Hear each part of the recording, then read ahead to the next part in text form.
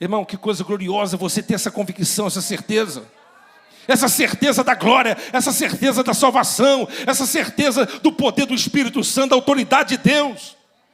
Você é feliz? Eu cumprimento a todos com a paz do Senhor Jesus. Amém?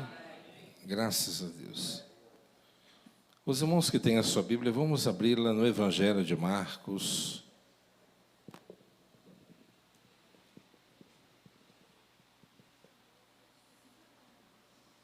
Capítulo 5.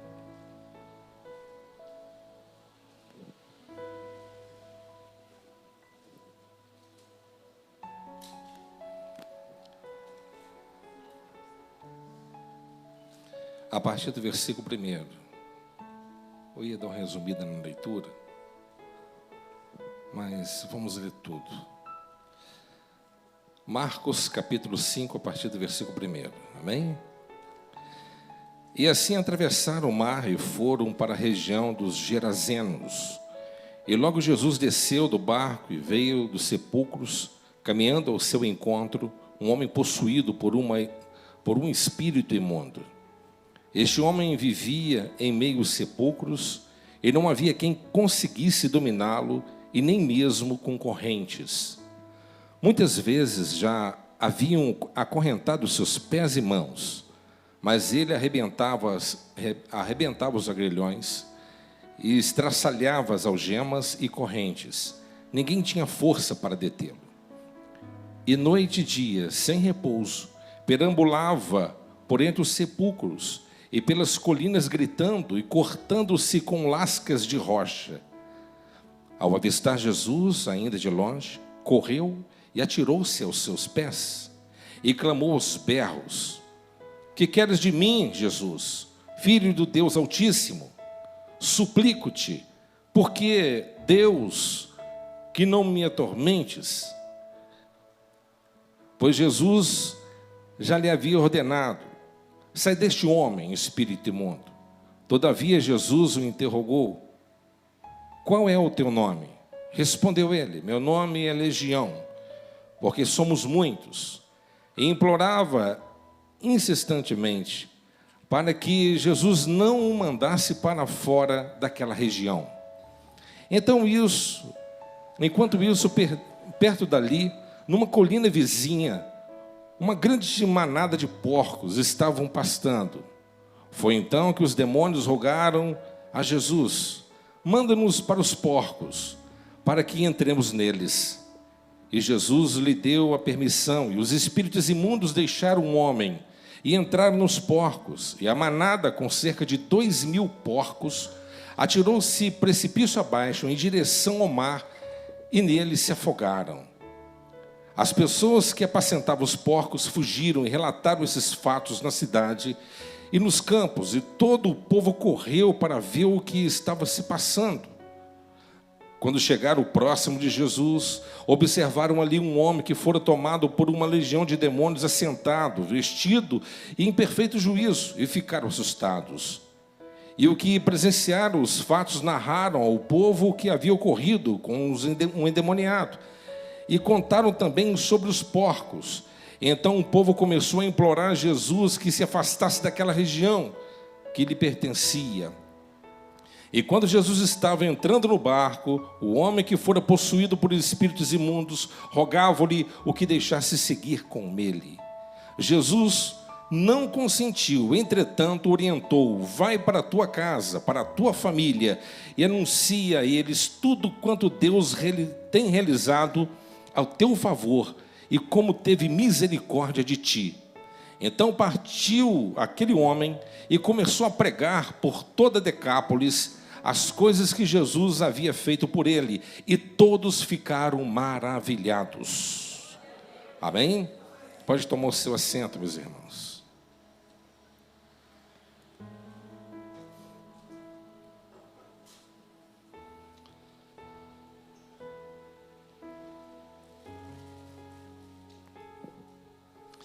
Quando nós lemos essa história, nós entendemos que não há desculpas a dar a Deus quando nós somos chamados para a realização de alguma coisa na sua presença. Não há desculpas. Deus, Ele tem um plano não somente de salvação na vida de muitos, mas aqueles que Deus chamou, e esses também Ele capacitou para a realização dos seus desígnios, para a realização da sua obra. Porque a obra que Ele tem a colocar na mão dos seus filhos, ela é uma obra intransferível. Portanto, é Deus que capacita os seus filhos. E quantas vezes eu já ouvi pessoas falarem: pastor, eu não verbalizo bem, eu não sei falar muito bem, eu não tenho muito conhecimento, eu não tenho teologia, eu não tenho muito conhecimento bíblico, sabe? Eu acho que Deus não tem um plano na minha vida. Eu acho que eu não tenho esse chamado que muitas das vezes os pregadores tentam enfatizar, que Deus tem um plano na minha vida, etc. Se vocês analisarem a história desse indivíduo, desse cidadão, esse homem não conhecia, ele não tinha nas suas mãos a Torá. Esse homem não tinha nas suas mãos o Evangelho, os Evangelhos, porque nem os Evangelhos tinham sido escrito. Só foi escrito depois de 60, 70 e 90 anos depois. Esse homem, ele não frequentou uma cátedra, ele não frequentou uma escola. Este homem, ele não elaborou uma mensagem para pregar para o seu povo. Ele era a própria mensagem. Ele era o próprio texto. Ele era a própria testemunha. Ele era a própria pregação. Ele era o próprio exemplo. Ele era aquele milagre vivo diante dos olhos de todos que o conheceram.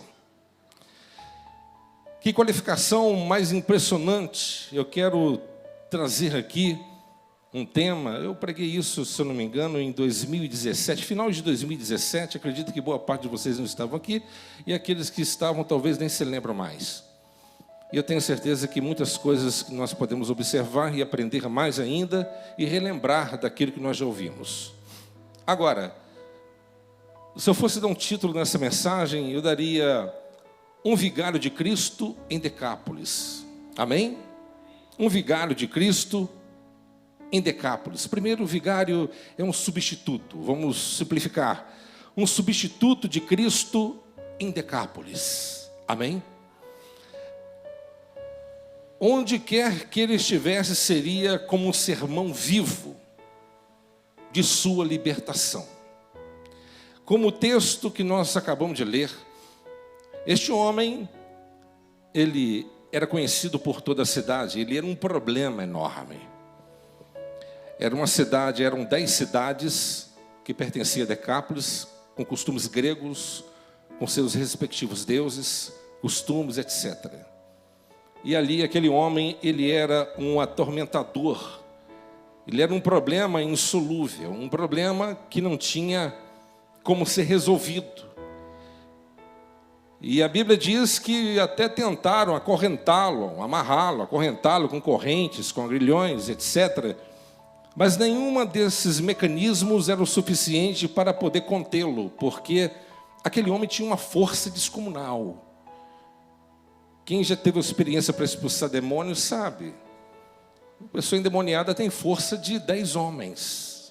Você não expulsa demônio com força do braço, mas com a unção de Deus. Agora imagine uma pessoa com uma legião de demônios. Nós não sabemos o certo quantos demônios havia no corpo daquele homem, mas há quem diga, para ser considerado uma legião de soldados, pelo menos romanos, era necessário pelo menos 6.000 soldados para ser considerado uma legião. Agora, havia apenas 2.000 porcos pastando, e aqueles animais foram possuídos com autorização de Cristo para entrarem naquela grande manada de porcos, e todos se precipitaram ao mar, e todos morreram afogados, apavorados e desesperados. Então aqui, meus amados irmãos, Jesus, se você acompanhar o texto de uma forma geral, antes e depois, vocês chegaram na conclusão que eles já tinham enfrentado uma grande tempestade ao longo do caminho, e Jesus ele fez a sua intervenção. Provavelmente aquela tempestade ela tenha sido provocada por aquela legião de demônios que perceberam que Jesus estava em direção a eles. Os demônios têm uma grande percepção, gente. Amém? Nós lutamos contra um ser inteligentíssimo. Amém? Eles perceberam que Jesus estava indo. Os discípulos não estavam nem boiando, não sabiam para onde que estava indo, o que estava ali aguardando a eles. Mas Jesus ele tinha um propósito e sabia muito bem o que ele estava fazendo. Então Jesus, ele repreende ali o vento, o mar, a tempestade que foi causada por eles, e nada pôde impedir a presença de Jesus naquele momento, naquela circunstância. E a Bíblia diz que quando Jesus ele coloca os pés naquela região, naquela areia, naquela parte ali de Decápolis, a Bíblia diz que os demônios perceberam. Irmão, tem gente que não acredita em Jesus, mas os demônios acreditam. Os demônios acreditam. Tem gente que não acredita em Jesus, mas os demônios acreditam. E eles até tremem diante de Deus. E eles gritaram: o que temos contigo, Jesus, Filho do Deus Altíssimo? Vieste nos atormentar antes da hora? O que você veio fazer aqui? Deixa-nos trabalhar, nós não estamos atrapalhando você. E Jesus ele disse: cala sua boca. E ali começou um momento de um grande ensinamento, não somente para nós hoje, mas principalmente para os discípulos. Porque, segundo a lei de Einstein, no mesmo espaço não tem como habitar dois corpos, mas se tratando de espíritos é possível. E no corpo daquele homem havia muitos demônios. Aquele homem estava ali sendo atormentado e atormentando a vida de muitos. Mas Jesus ele veio e proporcionou àquele homem algo que ninguém poderia proporcioná-lo: a libertação definitiva, cabal, de toda possessão maligna, transformando aquele homem num sermão vivo, num homem limpo, num homem purificado, num homem que estava agora apto para poder ser inserido no seio da sociedade e realizar as obras que Deus ele tinha para com ele. Quem está me entendendo aqui nessa noite? A primeira pergunta, antes de começarmos essa mensagem: que tipo de história você teria condições de contar para alguém sobre a sua antiga vida? Sobre as algemas espirituais as quais Cristo quebrou ao longo da sua vida e te proporcionou hoje a libertação que você tanto desfruta? É uma pergunta que você deve pensar um pouco. O que Deus ele fez por você? O que Deus já fez em você? O que Deus ele já fez através de você? Cada um de nós tem uma história. Cada um de nós temos as nossas experiências. E eu tenho certeza que se cada um de nós aqui, aqueles que são libertos e alcançaram a misericórdia, a graça, e cuja alforria foi realmente deliberada, e os agrilhões foram quebrados, as algemas esmiuçadas, com certeza tem um grande testemunho para dar. Eu quero te dizer que aquele que é nascido de Deus, gerado de Deus, liberto por Deus, ele é uma testemunha viva. Eu não estou dizendo que o estudo não é importante. Eu estudo a Bíblia há mais de 25 anos. Tenho mais de 1.500 livros lidos. Mas eu digo para vocês que isso é secundário. Nós somos o testemunho vivo. O que você teria para poder falar para uma pessoa do que Deus ele já fez na sua vida? Você é um milagre vivo? Ou somente você só tem palavras? Você só verbaliza? Você somente repete o que os outros já falaram? Você é a própria mensagem? Jesus não disse para aquele homem: filho, eu vou agora te inserir na maior escola do mundo. Eu tinha escolhido 12, mas vou colocar 13 agora. Você vai ser o 13º e agora você vai ser meu discípulo. Vou te treinar para você e com esses apóstolos aqui fazer a diferença. Mas não foi isso que Jesus lhe disse. Aquele homem, ele estava muito grato. Irmão, quanto mais a pessoa recebe da parte de Deus, mais grato ele é. Jesus disse para uma pessoa religiosa: olha, na casa de Simão, ele disse: quem é mais grato, aquele que é mais perdoado ou aquele que é menos perdoado? É claro, é óbvio, a pergunta é óbvia. Então, meus irmãos, as pessoas ficaram ansiosas. Havia muitas pessoas ali, mas muitas pessoas ficaram ansiosas e queriam que Jesus afastasse. Enquanto tinha um que queria ir com Jesus, não importa onde fosse, havia um grupo de pessoas que estavam querendo que Jesus estivesse bem longe dali. Quem é você? Você faz parte desse grupo? Você talvez é aquele que... não, eu sou eclético, eu creio em Deus, amém, mas Ele lá e eu aqui, deixa eu viver minha vida, deixa eu ser o autor da minha vida, da minha própria história, deixa eu conduzir as coisas do jeito que eu acho que tem que ser. Mas a Bíblia diz que havia um grande grupo que ficaram incomodados com Jesus. Vai embora, suma daqui. Você está trazendo prejuízo para a gente. Você está acabando com o nosso negócio. Está acabando com a nossa empresa. Você matou 2.000 porcos, nosso. Por que Jesus ele permitiu que isso acontecesse? Podemos conjecturar, claro, somente ele poderia responder essa pergunta. Agora, um fato é que na lei de Moisés, comer carne de porco ou criar porcos é algo que era condenável pela lei de Moisés. Nesse ponto, ali houve uma questão de legalidade espiritual, vamos dizer assim. O diabo não pode tocar em certas coisas, a não ser que tenha legalidade no mundo espiritual. Por exemplo, os demônios fizeram um pedido: poxa, estamos aqui há muito tempo, aqui é o nosso reino, não nos manda-nos para o abismo, mas permita-nos que entremos no meio daquela manada de porcos. Jesus autorizou. Por quê? Primeiro que havia uma ilegalidade. Criar porcos era proibido e muito mais comer carne de porco. Então eles tinham uma autorização espiritual para poder entrar e fazer o que fizeram. Jesus autorizou. Eu quero que você abra um parênteses aqui, para você começar a matutar e pensar. Não basta você somente ter conhecimento de Jesus, ou muito menos da palavra dele. Ele não vai apoiar a sua vida no erro. Não adianta você querer chancelar, você querer carimbar uma situação onde essa situação, ou cuja essa situação, ela não é autorizada diante do Deus Todo-Poderoso, porque Ele não vai apoiá-lo. Ele não vai estar ao seu lado. Quem me entende?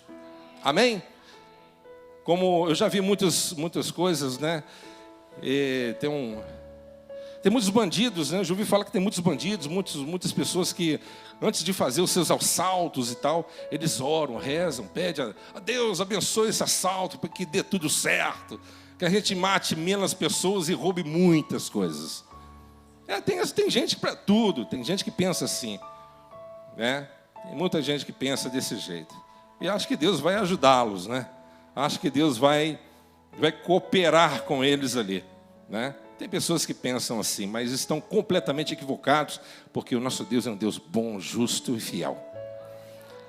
E, no entanto, meus irmãos, o homem a quem ele havia curado, ele desejou. Pelo contrário, ao invés de Jesus ir embora, eu quero ir contigo. Por onde o Senhor for, aonde que o Senhor estiver, eu quero estar contigo. Imagine que gratidão, é claro. Aquele homem vivia como um animal cabeludo, sujo, maltrapilho, um endemoniado, um possesso por demônios. Você já teve ideia de uma pessoa possessa por demônios? Vou te dar uma ideia, mais ou menos. Uma pessoa fechada dentro de um quarto, que não tem como se relacionar nem com familiares, comida tem que ser colocada por debaixo da porta, e se abrir a porta, pode ser que aquela pessoa possuída possa atacar. Uma pessoa incontrolável. A pessoa está fora de si. Amém, pessoal? A pessoa está fora de si. Agora, esse indivíduo, ele foi curado, ele foi liberto instantaneamente. Agora, quando ele abre os olhos, depois daquela libertação, a primeira pessoa que ele vê na vida, quem é? Jesus. E Jesus talvez dando um sorriso para ele. Ô filho, tudo bem? E ele talvez, o que ele disse? Eu não sei. Ô pai, eu só sei que ele apaixonou por ele. Ele falou assim, mestre, aonde que o senhor foi, eu quero ir com o senhor. Eu não quero nem saber da minha casa, de onde que eu vim, eu quero... O senhor que me deu a vida, o senhor que me deu a libertação. Eu não tinha vida, eu existia, mas eu não vivia. Onde o senhor for, eu estou junto, eu não quero saber. Eu não quero saber onde o senhor mora, qual é o seu nome completo, eu não quero saber. Ele não sabia nem o nome de Jesus. Eu quero te seguir, foi o senhor que me deu a vida. Eu te pergunto aqui nessa noite, qual é o senso de gratidão que você tem tido por Deus? Você está disposta a ir com Ele até a última instância? Você tem sido grato a Deus por tudo aquilo que Deus ele tem feito por você? Você faz ideia do que para você estar hoje na presença de Deus, alguém fez alguma coisa por ti? Nós não estamos aqui, nós não caímos de paraquedas dentro da igreja. Eu não fui para a igreja porque eu queria, eu não queria. Eu não fui na igreja porque eu queria. Foi Ele que me escolheu, foi Ele que me elegeu, foi Ele que me predestinou, foi Ele que colocou o meu coração disposto a poder entender a sua palavra.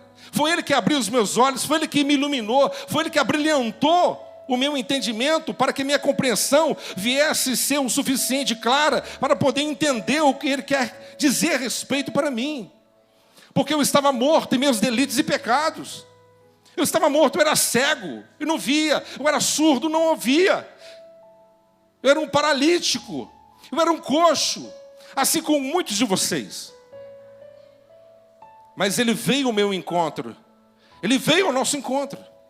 Jesus, irmão, eu não estou aqui para pregar religião para ninguém, eu estou falando aqui sobre Jesus. Jesus é uma pessoa, Ele é aquele que nós devemos seguir. Quem está me entendendo? Mas por que desejariam tanto assim que o nosso mestre fosse embora dali? Primeiro, meus irmãos, em primeiro lugar, eu acredito que assim pensam muitas pessoas.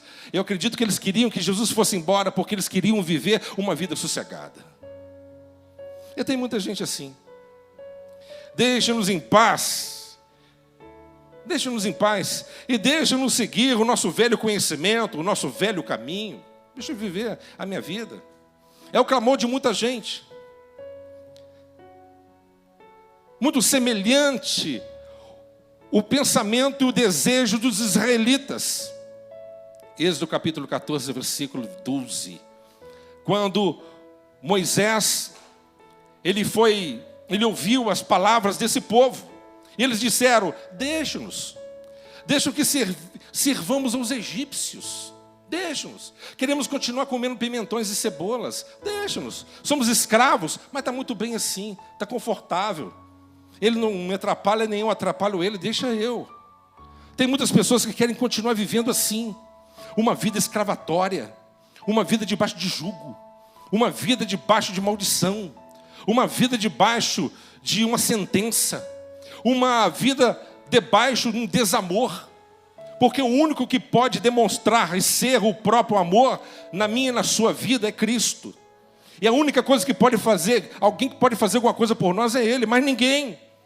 Ele mesmo disse, ninguém, sou eu que posso fazer por vocês, mas ninguém. Ninguém.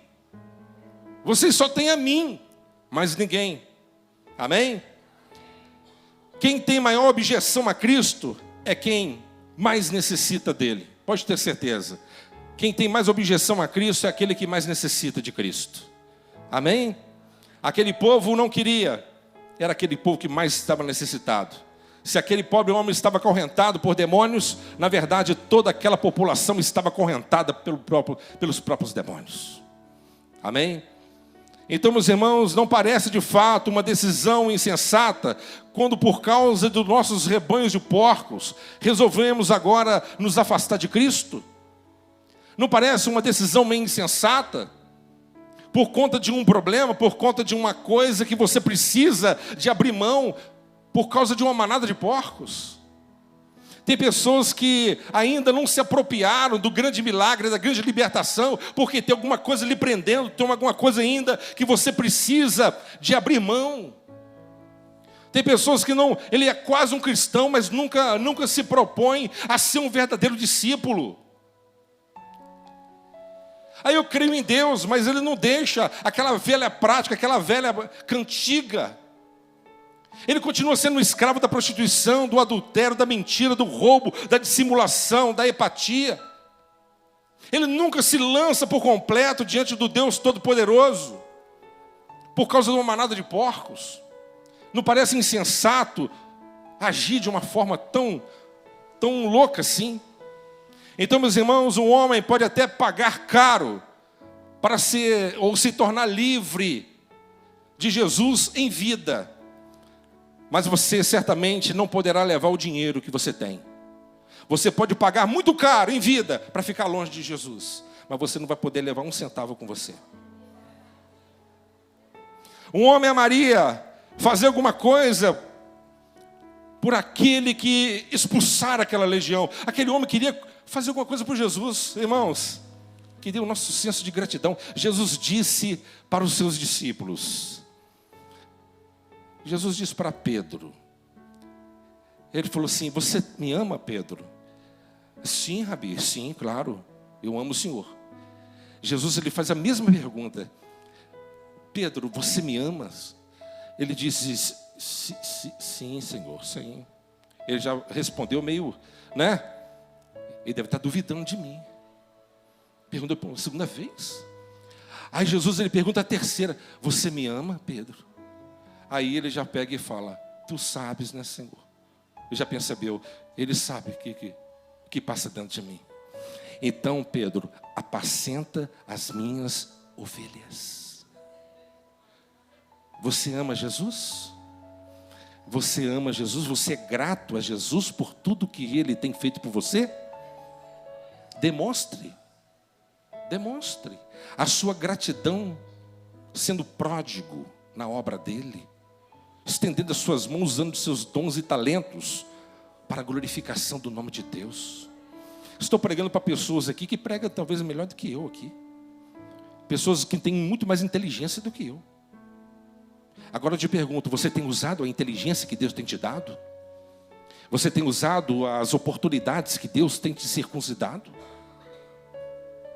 Precisamos de refletir nessa noite. Este homem estava muito grato com o Senhor. Se você se sente tentado aí aonde Cristo não o acompanharia, não vá. Presta atenção uma coisa.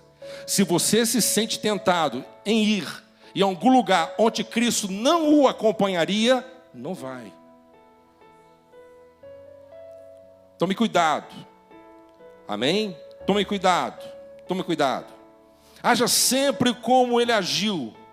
Esse ex-endemoniado que almejava ir onde quer que Cristo fosse. Aonde que Cristo for, eu vou. Aonde que Ele colocar a planta dos pés dele, eu quero colocar os meus também. Em segundo lugar, como a conduta de Cristo é diferente. Como a conduta de Cristo é diferente e é extraordinária. Por quê? É assim que Ele age às vezes, atendendo a petição dos inimigos e rejeitando a petição dos amigos. Deus, ele faz assim? Sim, às vezes. Ele aceitou a petição dos seus inimigos. Quer que eu vá embora? Eu vou. Enquanto o amigo, mestre, eu quero ir para onde que o senhor for. Você não vai comigo. Amém? Primeiro, meus irmãos, no primeiro caso, eles rogaram que ele fosse embora. E ele fez. Meus irmãos, se Cristo se aproximar de você, e se você se sentir incomodado com a sua consciência, não peçam que Ele se retire de você. Porque é bem provável que quando Cristo ele começar a se aproximar de você, a sua consciência começará a ser também massacrada. Ele vai confrontar o teu espírito, ele vai confrontar a sua alma, ele vai querer transformar você à imagem dele, e muitos diante desse confronto interno acabam sucumbindo e voltando atrás, e pedindo: Cristo, prefiro que o Senhor fique longe.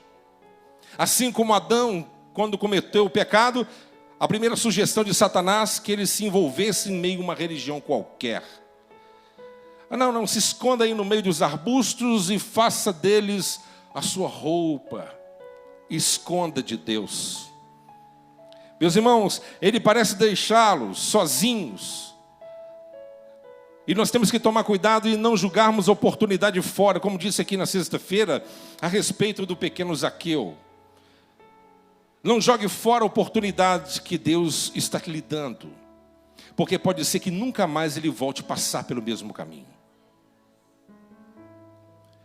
Zaqueu, desce depressa, porque hoje me convém entrar na tua casa. Se ele não tivesse atendido rapidamente, da forma que foi pedida, aquele chamado, talvez Jesus nunca mais passou por lá. Então não jogue fora a oportunidade que Deus tem te dado. Se Deus está te chamando hoje, se Deus está te alertando agora, se Deus está te despertando de algum jeito, acate, abrace logo e se coloque à disposição do Altíssimo, porque essa é e será a maior decisão que você vai tomar na sua vida. A oração maldosa, então ela foi atendida, e já a oração boa não foi respondida. Por quê? A razão principal deve ter sido a possibilidade daquele homem viver e ser útil até pela obra de Deus, pelo próprio desígnio do Senhor Jesus, na vida daquele homem, na sua própria cidade. Amém? Por que Jesus não permitiu que ele acompanhasse? Está muito bem claro o texto. Porque aquele homem, eu fico imaginando aquele homem entrando dentro da cidade e a multidão toda, o quê? Imagine, porque vocês leram comigo, uma boa parte já sabia, todo mundo sabia quem era ele. Um cara endemoniado numa cidade pequena, irmão. Amém? Cidade pequena, todo mundo sabe da vida de todo mundo. Pisa na bola que todo mundo está sabendo, amém? É assim mesmo. Quem não sabia da vida daquele cidadão? Todo mundo sabia de quem era a filha, onde morava, quem era o pai, a mãe, de onde que buraco que ele saiu. Todo mundo sabia. E o povo rapidamente levou informação. Aconteceu isso, o ex-demoniado, o quê? Liberto, são, perfeito, porcos caíram, levaram tudo. E de repente o ex-endemoniado vai subindo a ladeira, vai subindo o morrão, deixando aquele sepulcro de lado, e vai avançando em direção à cidade, talvez em 2 quilômetros, e quando ele chega lá, aquele povo, aquela multidão já estava ali esperando, todo mundo com o olho esbugalhado. Será que é ele mesmo? Será que ele está liberto? Será que ele sabe conversar? E de repente aquele homem começa a abrir a boca e falar assim: olha, vocês estão assustados porque estão me vendo? E com toda razão. Eu era um endemoniado, eu era um escravizado, eu era possuído por demônios. E muitos de vocês já presenciaram e até me correntaram por isso. Mas hoje eu estou aqui, eu estou liberto, porque eu encontrei com Jesus, Jesus me libertou, e Ele mandou eu vir aqui para testemunhar a vocês, porque essa mesma libertação Ele tem para poder proporcionar a cada um de vocês aqui dessa cidade. Eu sou um milagre vivo, eu queria não estar aqui, eu não queria estar aqui nesse lugar imundo, nesse lugar hostil, eu não queria estar aqui. Eu queria reescrever a minha própria história em outro lugar, mas Deus mandou vir aqui. Eu queria acompanhar para onde quer que Ele fosse, mas Ele mandou vir aqui para ser testemunha. Deus, Ele quer fazer de você uma testemunha dEle, na sua casa, na sua família, no seu emprego, no seu bairro, na sua rua, na sua cidade, no ciclo de amigos, nas redes sociais. Ele quer te fazer de você um instrumento dEle. Mas pastor, minha vida era imunda, agora é limpa pelo sangue do Cordeiro.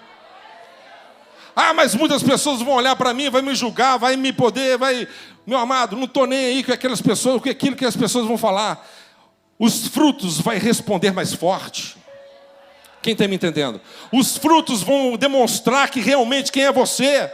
Eu era isso, agora não sou. Igual Paulo, quando chegou diante do rei Agripa, ele disse sim, olha, rei Agripa, eu era um perseguidor, eu era um caçador de crente, eu era um religioso, eu estudava no Sinédrio, eu estudei aos pés de Gamaliel, filho de Eliel, eu sou um poliglota, eu tenho dupla cidadania, eu era um homem que pegava cartas para poder caçar cristãos e eu consentia na morte da maioria deles, eu estava ali, eu era um algoz, eu era um perseguidor, eu era um cego, mas Jesus apareceu para mim ao meio-dia, no meio do resplendor de glória, e no meio daquele resplendor uma voz diz assim: Saulo, Saulo, por que você me persegue? Dura coisa é recalcitrar contra os aguilhões. E de repente eu caí ao chão, e ele perguntei: quem és tu? Ele disse: eu sou o Senhor, eu sou Jesus. Não me persiga não, Paulo, porque eu vou fazer de você o maior bandeirante do cristianismo. Eu vou mostrar para o mundo que o meu poder se aperfeiçoa na tua fraqueza.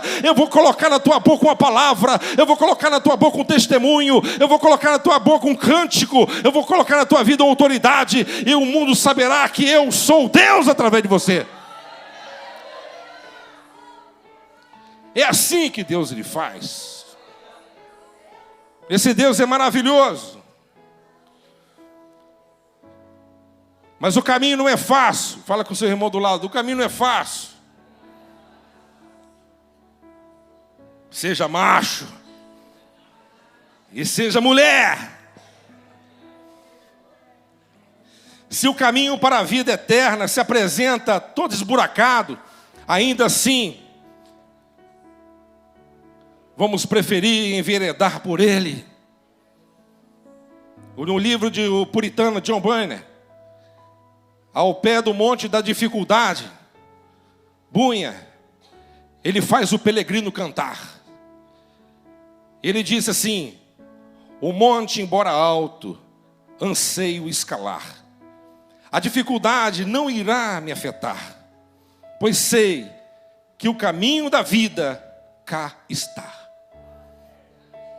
Meus amados irmãos, em terceiro ponto na nossa reflexão nessa noite, veja que coisa boa é estar com Jesus. Que coisa boa, não é? Que coisa boa é você estar com Jesus. Aquele homem gostaria que aquele encontro com o Senhor durasse a noite inteira e continuasse no dia seguinte e que nunca mais terminasse. Na verdade, nesse caso estamos raciocinando assim como os discípulos, Pedro, Tiago e João. Eles queriam construir 3 tabernáculos lá no Monte da Transfiguração e permanecer ali pelos restos das suas vidas, porque eles viram o Senhor. Eles viram Elias, ele viu Moisés, ele viu o Senhor ali transfigurado. Meus amados irmãos, nós fomos chamados e convocados para uma missão. Cadê aqueles que foram chamados para uma missão? Oh, glória, aleluia. Em quarto ponto, nós precisamos de entender que havia uma coisa ainda melhor. Fala comigo, uma coisa ainda melhor. Existe uma coisa ainda melhor do que simplesmente você estar com Cristo. Pastor, cuidado. Agora você está caminhando numa linha muito tênue. Calma, não acabei de falar. Existe uma coisa ainda melhor do que simplesmente estar com Cristo. É trabalhar para Ele. Amém, pessoal? Isso é mais honroso ainda. Então eu quero dizer para vocês, meus irmãos, aspire, servir o Senhor. É mais honroso é mais honroso do que simplesmente estar com Ele. Portanto, nós devemos entender que o nosso Deus, Ele tem essa obra maravilhosa na nossa vida. Qual o melhor dessas 3 estadas? Qual o melhor desses caminhos? Estar com Cristo é muito bom. mas ser enviado por Cristo é bem melhor. Aquele ex-endemoniado falou assim: Flávia, mestre, eu quero ir com o senhor. Jesus falou assim: não, mas você não pode, você vai ficar. Em outras palavras, Jesus falou assim: eu não posso ir com você fisicamente, filho, mas o meu espírito estará com você. Na hora que você abrir tua boca, o meu poder, ele vai manifestar na sua vida lá em Decápolis. Eu não vou estar fisicamente, porque eu tenho as outras obras para fazer, entende? Mas o meu espírito vai estar com você. Você não vai sozinho, não. Você vai ficar, mas o meu espírito vai estar com você. Na hora que você abrir a tua boca para testemunhar, a glória lhe envolverá. E o fogo do Espírito vai queimar no coração do povo.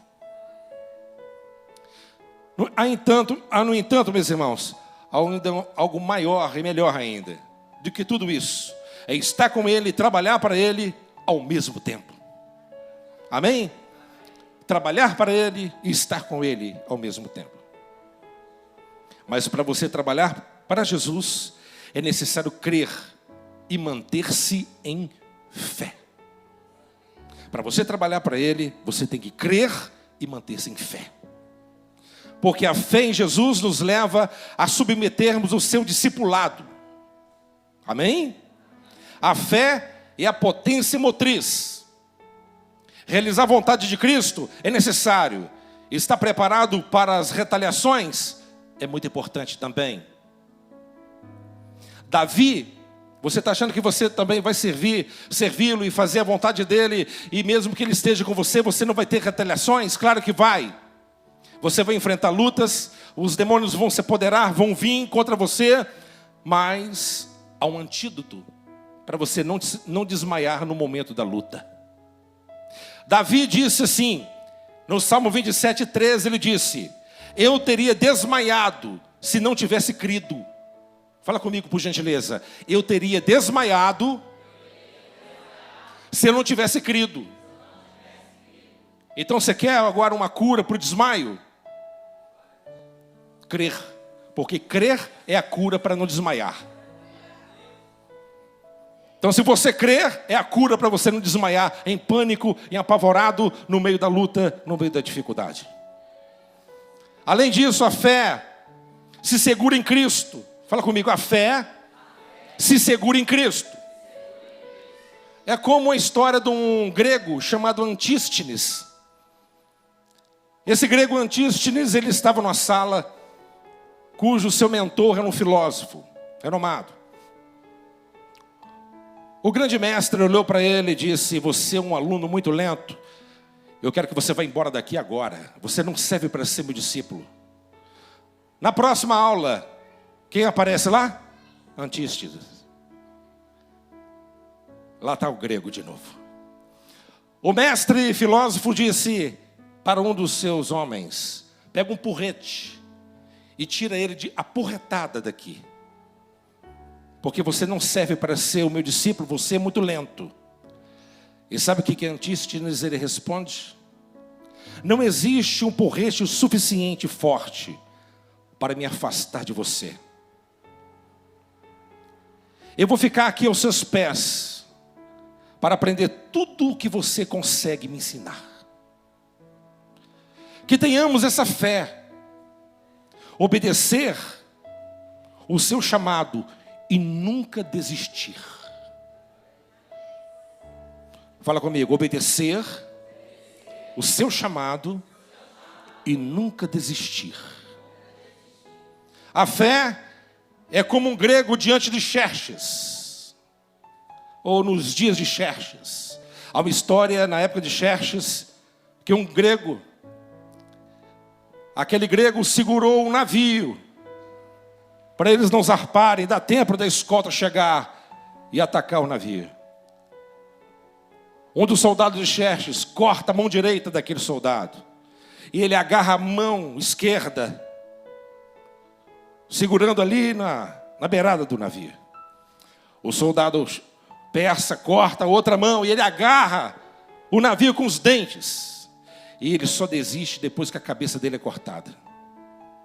Diga a Cristo hoje: Agarrarei essa oportunidade e não desistirei. Não desista do seu chamado. Irmãos, lá no seu trabalho, o patrão te chama a sua atenção, e às vezes com razão. Você engole sapo, mas você não sai de lá, porque você recebe. Se você é das Forças Armadas, ou a Força Militar, você tem que respeitar. Você às vezes é punido, justamente ou injustamente, mas assim é a regra. E ainda que seja um sargento, um tenente, um capitão, ainda que ele venha a ser censurado ou admoestado por um coronel, ele não vai abandonar o seu cargo de capitão porque um coronel chamou a sua atenção. Ele suporta. Há muitas pessoas na casa de Deus assim. Você não pode falar nada com ele. Você tem que falar com muita diplomacia, soprando, jogando o ar-condicionado. Vai soprando, cuidado, porque senão ele levanta. Eu não quero saber de nada mais, eu vou embora da igreja, eu vou procurar outra igreja. São muitos soldados de papéis hoje em dia. Está faltando homens de verdade, mulheres de verdade, que estão dispostos a pagar o preço. Faça como aquele soldado grego. Diga a Cristo hoje: agarrarei essa oportunidade e não desistirei. Não vou desistir, vou à luta. Mas como que você vai vencer? Como que você vai criar uma carapaça, uma base sólida para você enfrentar todas as intempéries e continuar firme? George Miller, ele dizia uma coisa: nunca saia do seu quarto pela manhã até que tudo esteja certo entre você e Deus. Não saia do seu quarto pela manhã até que você esteja completamente acertado com Ele. A fé sempre leva ao arrependimento verdadeiro. Você tem fé? A fé sempre leva ao arrependimento verdadeiro. O que é arrepender-se? Você sabe o que é arrepender-se? Em hebraico significa receber conforto. Todo aquele que se arrepende, ele recebe um conforto de Deus. Aquele fardo que estava te desequilibrando, ele é removido e você é perdoado pelo sangue do Cordeiro. Você é feliz? Você é feliz como cristão? Você está feliz, está na presença de Deus hoje? Ser salvo em Cristo? Sim. Amém, pessoal? Ninguém é tão alegre quanto os olhos de um penitente. As lágrimas, conforme o filósofo observa, o filósofo observa as lágrimas num ângulo muito apropriado. Porque ele disse que há 4 qualidades na lágrima. Elas são úmidas, fala comigo, são úmidas, salgadas, quentes e amargas. Pode dizer-se isso das lágrimas do arrependimento. As lágrimas do arrependimento, ela tem essas 4 características. Por quê? São quentes para aquecerem as consciências gélidas. São úmidas para amolecerem um coração duro, perdenido. São salgadas para salgarem a alma que está apodrecendo pelo pecado. E são amargas para nos levarem a renunciar ao amor ao mundo. Então, as lágrimas de um penitente têm o poder de mover as mãos daquele que move o universo. Charles Spurgeon, falando sobre esse assunto, ele diz assim: eu acrescento ainda mais uma qualidade. E Spurgeon disse: as lágrimas de arrependimento são doces, visto que fazem o coração alegrar-se interiormente. E a tristeza se transformará em alegria. Por isso, meus irmãos, obedeça o seu chamado, mantendo-se sempre vestido com as vestes da humildade, Arrependa-te continuamente, nunca desista de Cristo. E vai em frente. Porque nós, em pequeno e maior grau, nós éramos ex-endemoniados. Nós estávamos nas garras do diabo. Nós não agradávamos a Deus, nós éramos inimigo de Deus. Mas Jesus Cristo, Ele reconciliou essa inimizade entre Deus e nós. Hoje você é filho de Deus, hoje você é filha de Deus. Hoje não há ninguém que possa, no inferno, no céu, que possa acusar você. Ainda que o inferno inteiro, com todas as suas provas, ele não pode me acusar mais. Sabe por quê? Porque a Bíblia diz em Romanos 8:1, nenhuma condenação há para aqueles que estão em Cristo Jesus, que não vivem segundo a carne, mas segundo o Espírito Santo. Hoje, quando o inimigo olha para mim, ele me vê como um cidadão perfeito. Como assim? Mas você é perfeito? Nem eu e nem você. Mas nós somos perfeitos pela perfeição de Cristo. Nós somos justos pela justiça de Cristo. Nós somos salvos pela santificação de Cristo. Ele nos justificou. Estamos debaixo do seu sacerdócio, da sua graça e do seu amor. Isso não é maravilhoso? Isso não é tremendo? Isso não é tremendo, não é glorioso? O inimigo cometeu um pecado da arrogância e Deus lhe disse: a partir de hoje nunca mais você vai ser o que você foi. Está acabado. Lúcifer pecou juntamente com a terça parte. Deus ele falou assim: nunca mais, ó estrela da manhã, você será colocado de cima para baixo. Você será uma vergonha para todas as nações. Reis rirão da sua cara. Os povos debocharão de você. Ó estrela da alva, você nunca mais vai usufruir do que você usufruiu do meu lado. Você que andava no meio das pedras afogueadas. Você que era vestido de todas as pedras, carbúnculo, topázio, berilo, diamante, ônix e assim por diante. Nunca mais. E hoje o diabo olha para mim e para você e vê quantas falhas e quantos erros, quantos pecados. Nós somos homens imperfeitos pregando o evangelho perfeito. O inimigo fica por aqui. E eu não estou nem para ele, porque quem venceu ele foi Jesus. Ele está hoje vivo à direita do Pai. E que ele possa rosnar o quanto quiser, porque eu sou salvo em Cristo Jesus. Irmão, que coisa gloriosa você ter essa convicção, essa certeza. Essa certeza da glória, essa certeza da salvação, essa certeza do poder do Espírito Santo, da autoridade de Deus. Você é feliz? Ou você está enfrentando a luta todo capenga, todo jururu, todo desbanguelado? Eu estou indo, né? Sai para lá, urubu. Nós somos salvos. Nós somos crentes. Nós vamos para o céu. Não tem capeta, não tem inferno, não tem demônio, não tem macumba, não tem mandinga, não tem homem que vai me impedir de chegar lá, nem você. Quem está me entendendo? Amém? Porque o poder de Deus está sobre nós. O poder de Deus está sobre a minha vida. O poder de Deus está sobre a tua vida. E você tem que ter essa fé, você tem que ter essa perseverança, você tem que ter esse senso de gratidão, você tem que partir para dentro.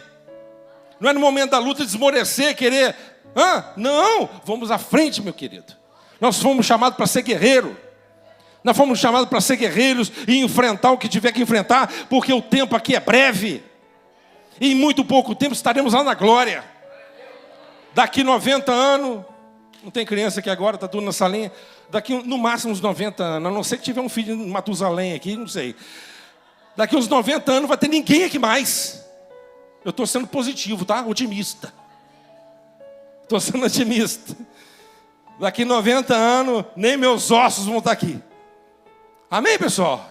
E glória a Deus, mas a minha alma vai estar lá com Cristo Jesus. Aleluia. Tudo passa, meu amado. Tudo passa, tudo passa, tudo passa. O choro que hoje, as lágrimas que descem no seu rosto hoje, isso vai servir para poder adubar a terra boa, que é o teu coração, armazenando força, vigor, coragem, entusiasmo, encorajamento. E Deus ele vai derramar toda a sorte de bênção na tua vida. Deus ele fez por ele, faz por nós também. Vamos colocar de pé. Aleluia.